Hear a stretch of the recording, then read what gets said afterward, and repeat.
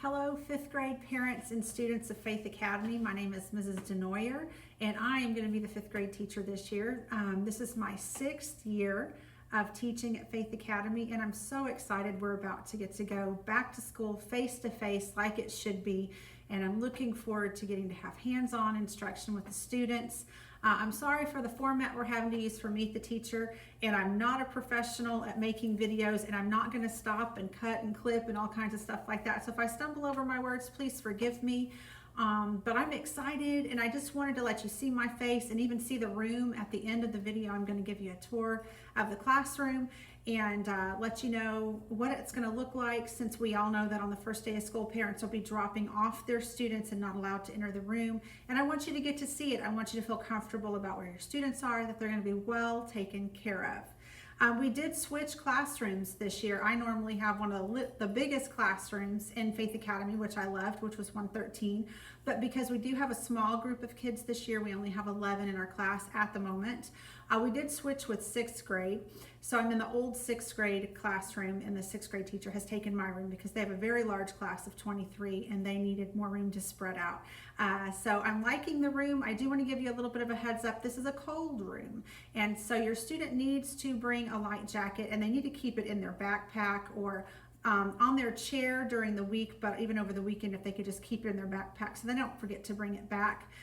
They're going to want a light jacket. I know occasionally, sometimes in the spring, this room can get really hot, but I haven't experienced any hot days yet. I've experienced cold. In fact, I even have on a long sleeve shirt, and everybody else is wearing short sleeve, and I'm wearing long sleeve or have on my light sweater. If your child it tends to be cold, you might want to do pants and not skirts and shorts, because it does get chilly in here. And then after a few days, they can decide if they think they can handle shorts in here. Anyway, so I'm really excited to have your students this year. Looking forward to having a great year and catching up maybe on some things that we missed last year as we were doing some spring distance learning. Everybody just needs to know that I'm going to be watching and seeing where we're weak, and if I have to step back and reteach, it's going to be okay. So let's all just take a deep breath and know it's going to be a good thing. This year we do have some changes. School does start at 7:45, or last year it started, I believe, at 7:55 was the starting time. It starts at 7:45. Drop off and the doors open at 7:30. Students will not sit in the foyer. They won't go to the cafeteria. They'll go straight to their classroom. And then class starts at 7:45. So please make sure you have your student here on time, ready to go. Parents are not allowed in because every single student and staff member has their temperature taken as they walk into the room. We're trying to limit exposure in the school, and I know for some parents and even for some students that's a little unnerving, but we're going to have people walking children to their classrooms. Teachers are already going to be in the classrooms helping them with their supplies. It's going to be fine. And I'm a mom of one of those kids, and I know I can get kind of sentimental, but our kids are tougher than we think they are, and they really can handle some of this stuff on their own. And so take good pictures the morning you drop them off, and you'll already know what the room looks like, and I can promise you from the moment they walk in the room, they're going to be well taken care of. On the first day of school, I am going to be sending home a packet. I have a student's name covered on the packet, but it's going to look like this. It's not real pretty, but it's full of a lot of really important information. And if you'll look through that and read through that, it's real important.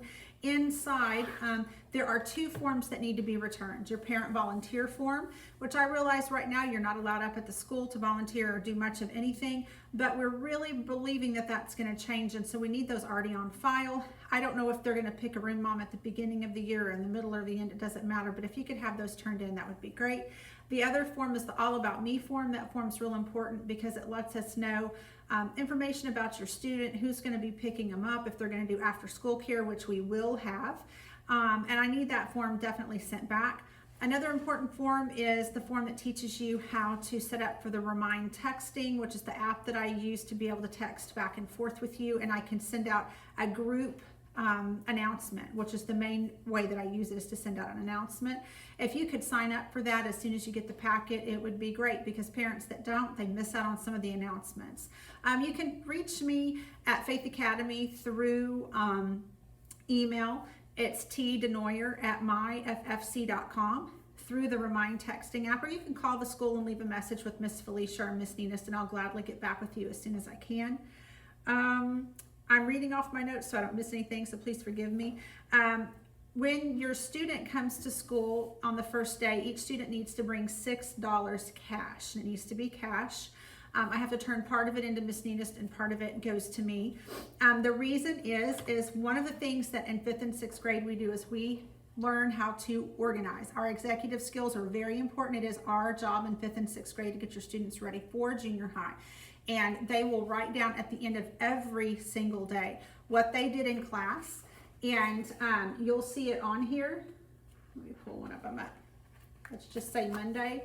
They'll write down with each subject what they did, and then they'll write down next to it HW, means homework. If it's homework, then it's going to say HW next to it. If it says IC, it's going to mean it was in class and it's not homework. It might be something that we started, but we're going to finish in class.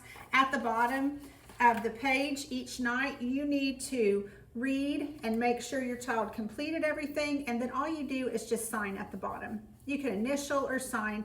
I do check for signatures every morning. I usually give that as a student job, and then sometimes I will double check it myself. And the students who do not have their sign, they do have to walk a lap at recess. I start that in the 2nd week of school. So please make sure that every single night you're reading. It helps to make sure your children are really doing their homework and keeping up with everything.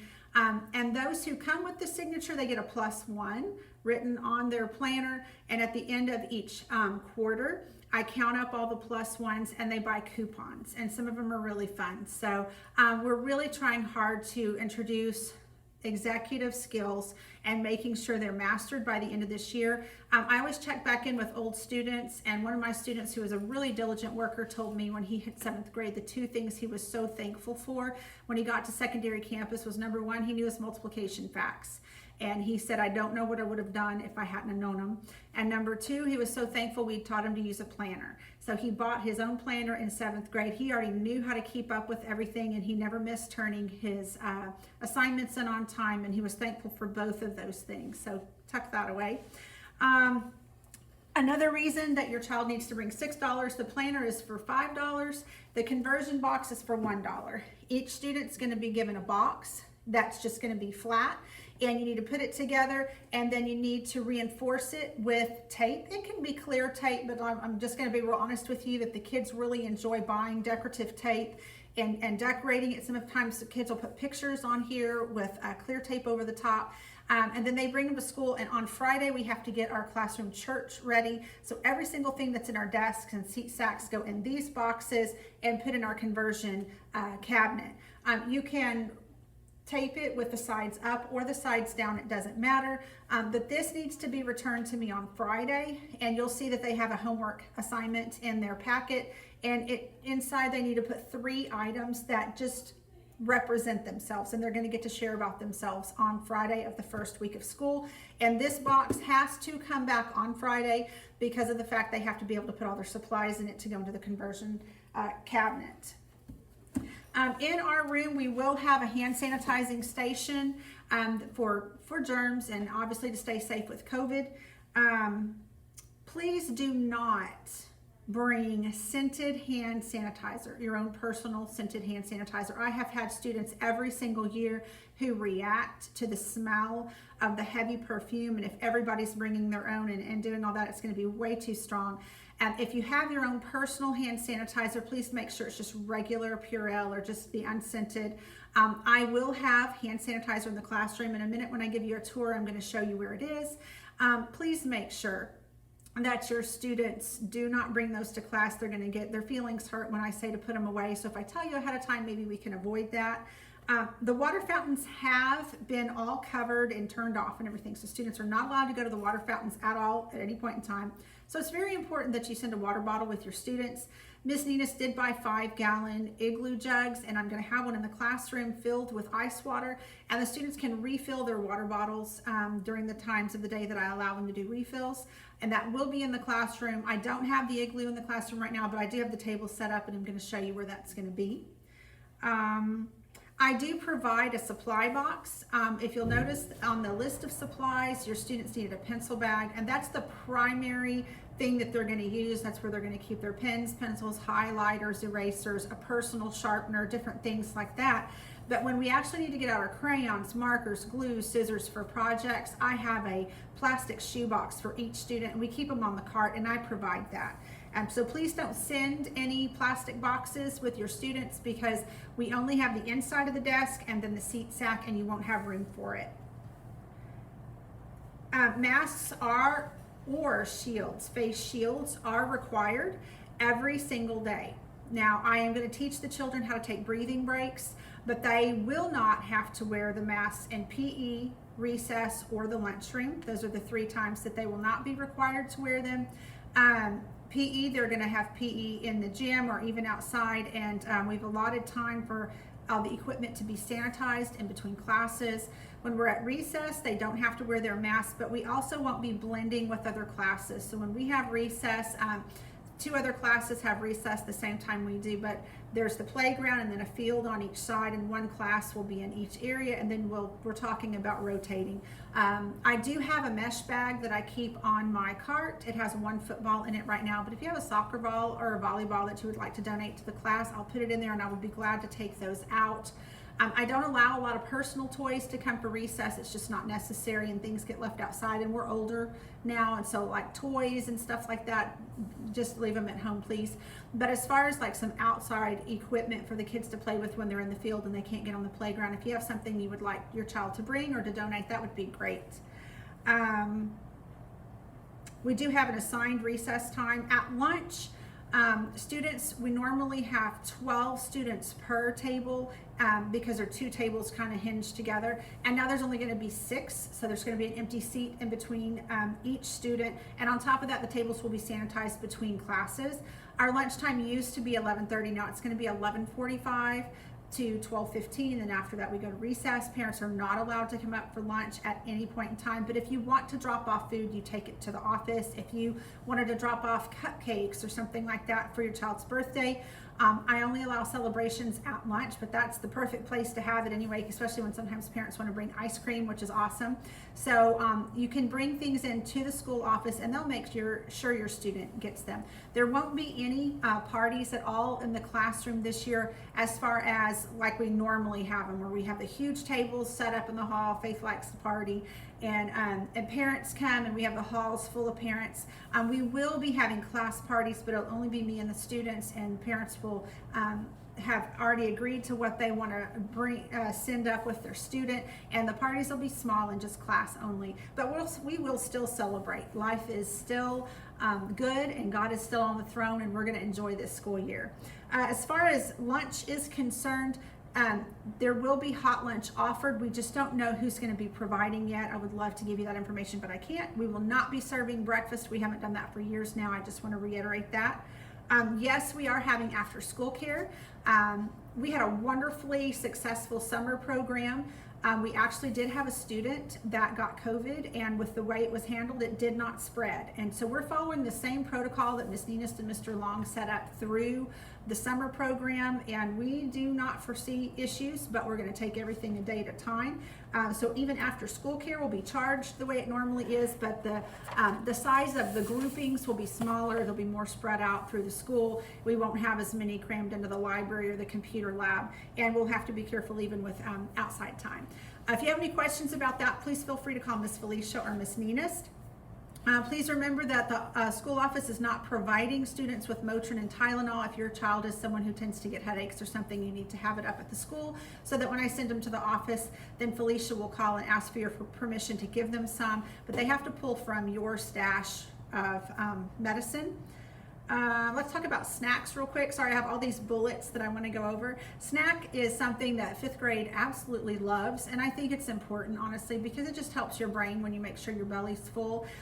Snack's going to be at 10 o'clock in our class, but it is brief, and it is a snack. I have students every year who want to pull out a sandwich or their lunch, and it's like, nope, this is a snack. A snack is typically just a handful of something, just to put a little bit of food in your belly. And we do ask in 5th and 6th grade that you keep it healthy. What do I mean by that? Here are some examples: fresh fruit, veggies, cheese, beef jerky, only goldfish crackers, plain pretzels or veggie chips, and plain popcorn. I don't want flavored chips that get yucky all over your hands. They're not the best for you, but on top of that, we're going to be working as we snack. They're going to be doing bell work. Nothing that requires a spoon, nothing that can spill. So if you want to send a yogurt for your child, make sure it's one of those squeeze yogurts. Nothing with a spoon, please. If you want to send a granola bar, a natural granola bar, that's fine. None that have chocolate chips all over them, wrapped in caramel and all that kind of stuff. We just want to keep the kids calm and not on a sugar high. I will after about a week or two, because we do what's called snack reset, snack show and tell, and the kids show what they've brought, and they really enjoy doing that. I don't tell kids anything about their lunch. It's just what they eat in class when we're especially about to learn math, which is incredibly important. I don't have really anything else to share with you. Like I said, I have my list here, but I'm not professional at this. And I just wanted to let you know that I'm really excited to have your students, and I can't wait for this year. I'm so ready to get back into the classroom and get to teaching kids. It's going to be a great year. I'm honestly kind of excited it's a small class because I can do a lot of small grouping. Last year I had 26 kids, so it was a lot. So this is going to be a great year. I'm going to take you on a tour real quick. So I'm going to flip the camera, I'm going to pause it, and then start at the door.